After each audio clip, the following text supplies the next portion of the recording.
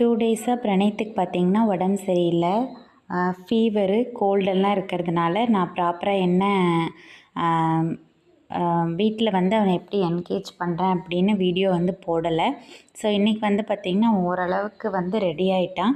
So fever time, cold time இந்த மாதிரியான டைம்லலாம் பார்த்திங்கன்னா அந்த வெஸ்டிபுலர் இன்புட்டு, ப்ராப்ரோசெப்டிவ் இன்புட் இதெல்லாம் வந்து நம்ம கொடுக்க முடியாது.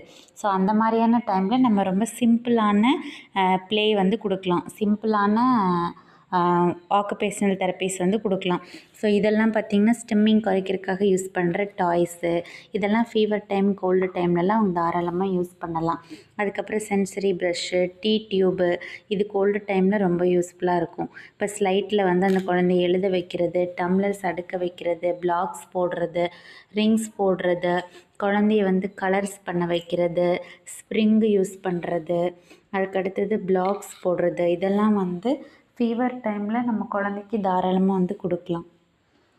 இதெல்லாம் வந்து ரொம்ப சிம்பிளான ஆக்டிவிட்டி தான். ஆனால் ஆட்டிசம் குழந்தைங்களுக்கு இது கொடுக்கறதுவே கூட கஷ்டம்தான்.